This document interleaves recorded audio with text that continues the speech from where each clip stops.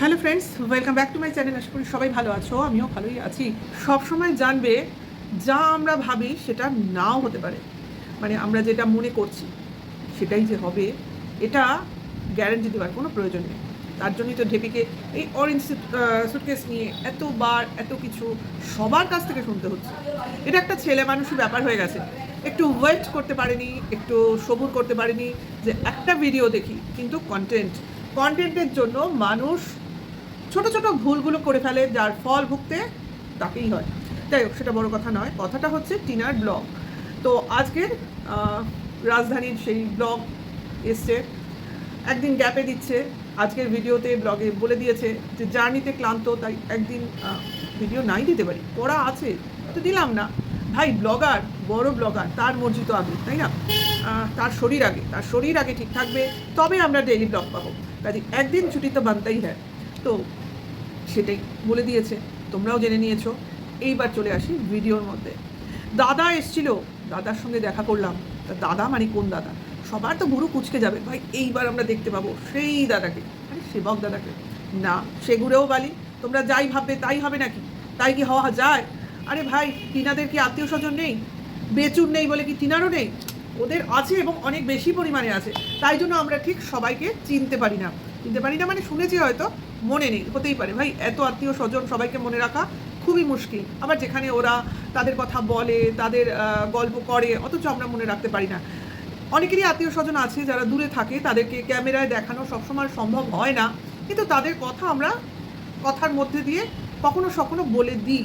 তো সেই রকমই এক দাদা, অর্থাৎ মাসির ছেলে, ওই দিল্লিতেই থাকে, কর্মসূত্রেই থাকবে, ঠিক আছে। তো সম্ভবত শুনেছি কোন মাসিও সেটাও বলে দিয়েছে, মেজো মাসি। তো মেজো মাসির ছেলে দেখা করতে এসছে ওয়েটিং রুমে। হয়তো টিনাদের বাড়িতে যেতে বলেছিল, কিন্তু টিনাদের সময় নেই তো সেটা আমরা সবাই জানি।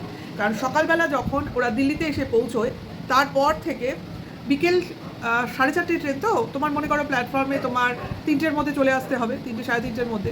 তার বেশি তো কোনোভাবেই করা যাবে না। সেই রকম দিল্লিতেও কিন্তু জ্যাম হয়, ভেবো না যে জ্যাম হয় না।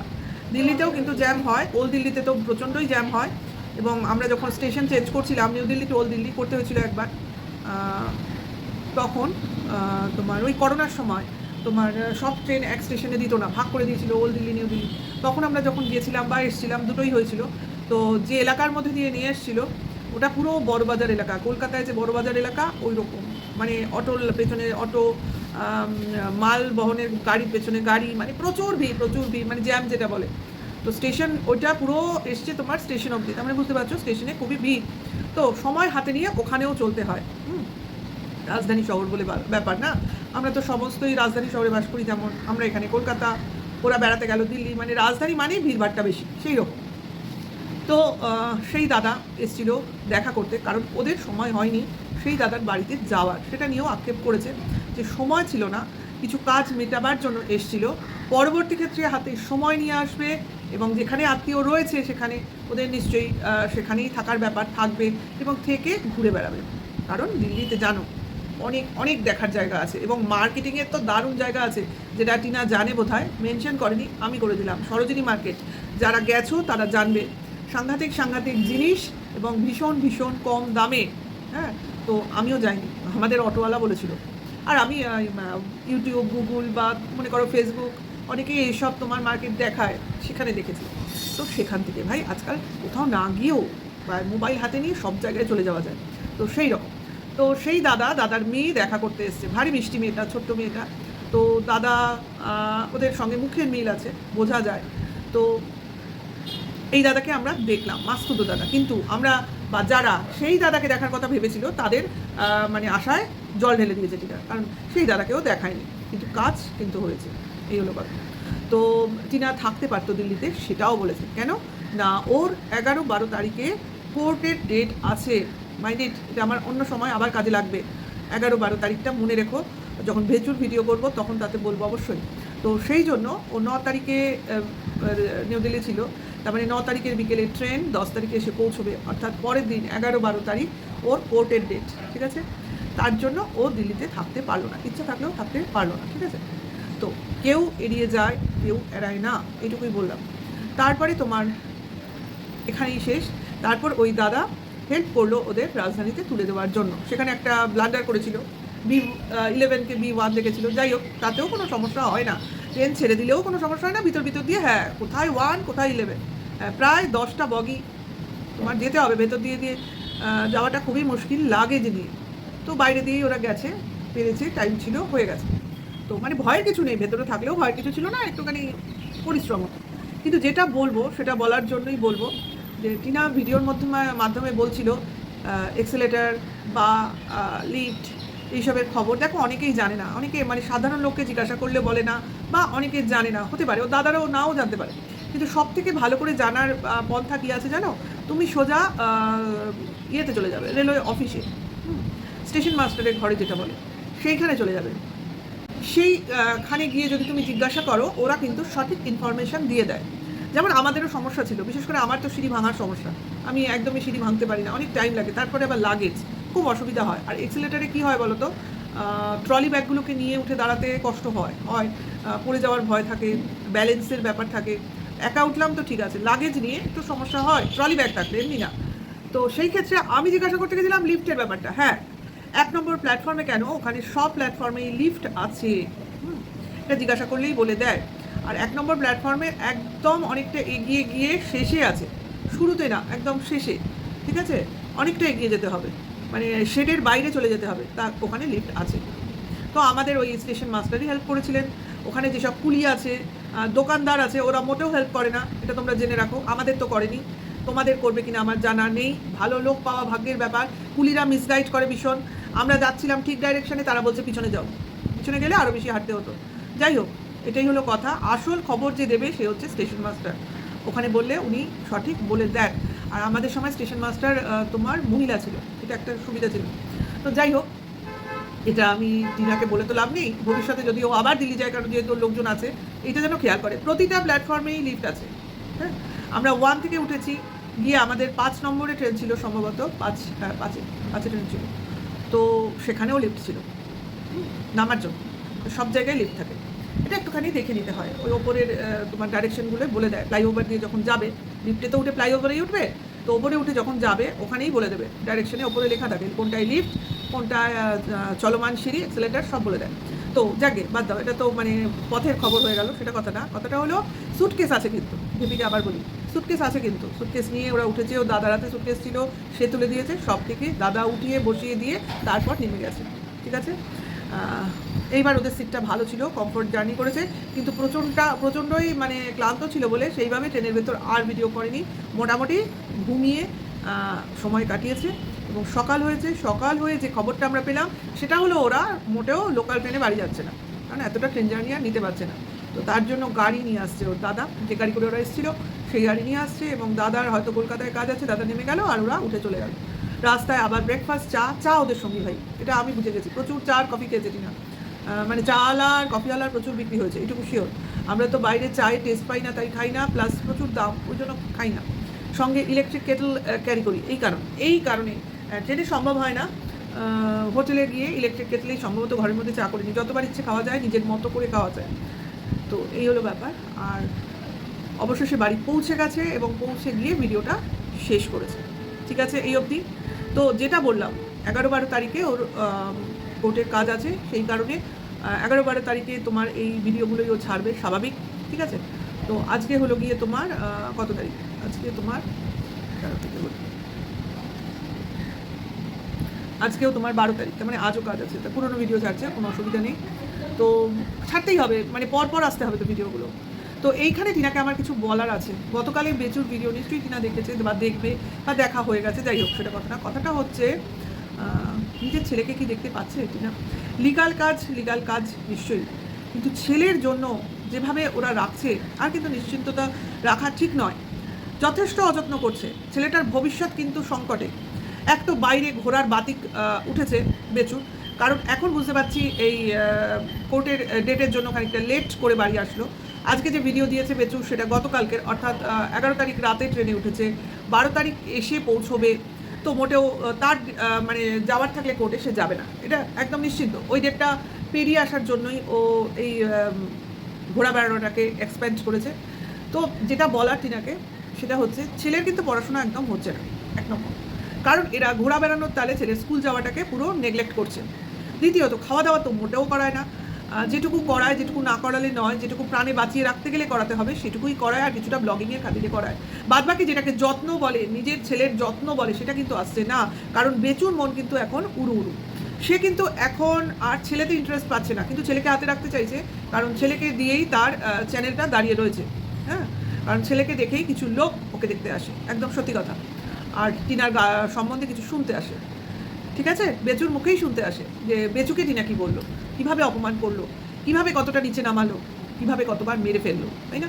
কতবার বলছে নেই হ্যাঁ নেই হ্যাঁ, কতবার উস্কা মামি নেই হ্যাঁ, নিজে মা নিয়ে বসে রয়েছে, অথচ নিজের ছেলের মাটাকে মেরে ফেলছে। যাই হোক, সেই সব শুনতে ম্যাক্সিমাম লোক ভিড় করে ওর চ্যানেলে এবং বাহবা জানায়। প্লাস ছেলেটাকে দেখতে ভিড় করে যে ছেলেটা কী বলছে, কী শুনছে আদো আদো মুখে, কিন্তু ছেলেটার যে কতটা অযত্ন হচ্ছে চোখে দেখে না। একটা পয়েন্টস আমি কালকে বলতে ভুলে গেছিলাম, যেটা আমি এখানে অবশ্যই বলবো, যেটা কিনা বাচ্চাটা যখন ওই জামা কাপড় ভিজেছে, ওর বাবারও তো ভিজেছে, তো বাবাকে ওই কাকু একটা গেঞ্জি কিনে দিতে পারলো, তা বাচ্চাটারও কিন্তু জামা প্যান্ট ভিজেছে, তাহলে সেক্ষেত্রে তার কি গাইড করেছে, বিশেষ করে জুতোটা। আমরা একটা জায়গায় দেখলাম বাচ্চাটা কীরকম খালি পায়ে রাস্তায় হেঁটে যাচ্ছে, এটা কি করে সম্ভব? একটা বাবা হয়ে কি করে বাচ্চাকে হাঁটায়? ঠিক আছে, জুতো কিনে দিতে পারে, কোলে নিত না, হাতে ক্যামেরা রাখতে হবে, বাচ্চাটাকে কোলে নেওয়ার কেউ নেই। ওই বুড়ো দাদুটা কী করছিল? সে নাকি মাথায় নিয়ে বাচ্চাকে ঘুরে বেড়ায় গ্রামে, সে কোলে নিতে পারলো না? কীভাবে হাত ধরে ছেলেটাকে টানছিল গাড়ির মধ্যে পেছনে আসার জন্য? মানে অমানুষ কতগুলো লোক দেখলে এদেরকে গিয়ে দেখো, এদের ব্লগিং দেখো, অমানুষ কিছু দেখতে হলে। তা টিনা, এগুলো দেখছো, এগুলো তো তোমারও দেখা উচিত। তোমার ছেলেটা তো এমনি এমনি আসেনি, বানের জলে ভেসে আসেনি, তুমি তো রীতিমতো কষ্ট করেছো ওই ছেলেটাকে জন্ম দেওয়ার জন্য। 9 মাস খুব একটা কম টাইম নয়। মায়ের শরীরে কি হয় সেটা একমাত্র মা জানে, এবং তার জন্য তার কতটা স্যাক্রিফাইস করতে হয়। যারা সিজার পেশেন্ট তারা জানে, আমি নিজে জানি, কারণ আমারও সিজারই হয়েছে। কতটা কষ্ট হয়, অর্ধেক মৃত্যু তো তখনই হয়ে যায়। এই যে আমার এত হাড়ের প্রবলেম, পায়ের প্রবলেম, কোমরের প্রবলেম কোথা থেকে এসছে? সিজার থেকেই তো এসছে। কারণ ওই যে একটা অ্যানাস্থেসিয়া করে, মেরুদণ্ডে একটা ইনজেকশন দিয়ে, ওতেই তো অর্ধেক শেষ হয়ে যায়। মানুষের শরীর, হাড় ওখানেই শেষ হয়ে গেল, ফ্লুইডে একদম গন্ডগোল হয়ে গেল, হাড়ের ফ্লুইডগুলো শুকিয়ে যায়। আমরা এত জানি না, কিন্তু আমার মেয়ে যেহেতু এই লাইনে আছে, মেয়ে বলতো মা তোমার এরকম প্রবলেম কেন? যখন ও জানতে পারলো যে ও সিজারে হয়েছে, এরকম হাড়ে এরকম, বলে ব্যাস ওটাই তো তোমার অর্ধেক শরীর খারাপের মূল কারণ। কারণ আমার বিয়ের আগে, বাচ্চা হওয়ার আগে কোনো শারীরিক প্রবলেম ছিল না, মাঝে সাঝে গ্যাসের প্রবলেম হতো, সে তো সবার হয়, টুকটাক অতিরিক্ত খাওয়া, তেল মশলা খাওয়া, ওসব কারণে, নাহলে আমার কোনো প্রবলেম ছিল না।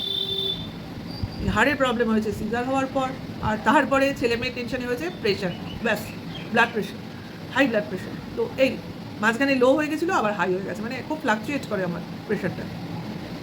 তো এইরকম, তাই বলছি, কষ্ট করে তো ছেলেটাকে জন্ম দিতে হয়েছে। শুধু 9 মাসের কষ্টটাই তো কষ্ট না, তারপরেও তো 3 বছরের একটা কষ্ট ছিল।